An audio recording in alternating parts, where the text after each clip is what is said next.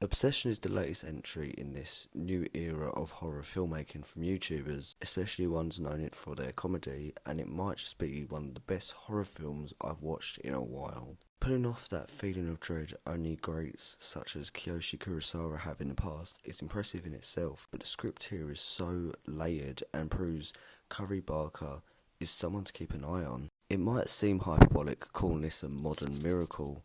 However, horror in modern times has seemed so over-reliant on jump scares and a lack of identity, so something so visually unique is a relief. I haven't written a script for this video really, just some basic names and topics, so this might seem a bit messy. Spoilers ahead.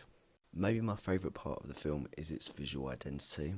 The centre framing communicating the loneliness of the film and the use of shadows with Nikki's face help the uncomfortable dread Barker is trying to let the audience feel. Most of the pre-wish scenes are at night with Nikki and her face is well lit, but as soon as she loses her autonomy, she spends most of her scenes at night in the shadows and with her face almost invisible. The bedroom scene in particular is where this comes together. You can't see Nikki hiding in the corner, and this might be the scene I've been the most scared of in a horror film for ages. The camera being Bear's POV, so pans are slightly off as Nikki walks quickly, and the sound design had me looking over my shoulder to make sure no one was actually behind me. I hate to make a review about a 1 million budget film about current blockbuster filmmaking, however when people constantly let studios get away with bad visuals with no identity due to budget, it's nice to have an example of how money does not matter.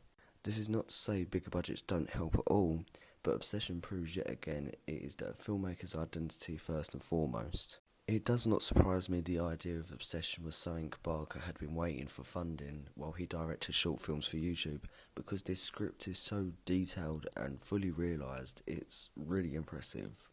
From the basic lore of the One Wish Willow to the characters and in the themes, it all links together perfectly that I'm still noticing small details after watching. I've seen a few people online defending Bear or saying he only becomes a villain as the film goes on, but Barker clearly sets up from the start that Bear's decisions are the reason everything goes down this way. Bear's insecurity performing this nice guy act when deep down he is a selfish guy who does not care about his so-called crush losing her autonomy and actively tries to blame his decision on her is incredibly interesting. The film dedicates its first act to its characters and Barker confirming Nikki would have given a Bear a chance in that moment before the wish, and his decision to not admit his feelings but instead control her is very telling. I love that the film sets up the One Wish Willow as something where people have returned to complain, but as we go on we find out that it's entirely based on the person's morals, and Bear is desperate to make this work even though Nikki is obviously not there. I'm recording this just 2 days after I watched this, and I wish it was longer as I know there's details in the script I'm missing, but this is all to say the screenplay is probably the film's strong suit overall. Inde Navarrette is an obvious standout in all of this. She delivers a performance that demands a physical presence throughout. Every scene needs that tension of what will she do next or if she's there, because Bear is the point of view in all this, and the unpredictable nature of Nikki's actions is what drives him to try and alter this wish. It's pretty cliche for people to call loud performances the best of the year, but Navarrete taps into a type of loud only horror can really allow, and this brewing rage comes out brilliantly. I haven't seen Barker confirm this, but Nikki's violent outbursts are definitely both from The Wish, where she loves Bear more than anything in the world and he can't leave her, but also Nikki trying to escape this hell she's stuck in. We hear her real screams on the phone, begging Bear to kill her when her possessed body is asleep, and then at the end that overwhelmed confusion where she is, stuck in a situation she has no control over. At the core of the film is a tragedy about Nikki.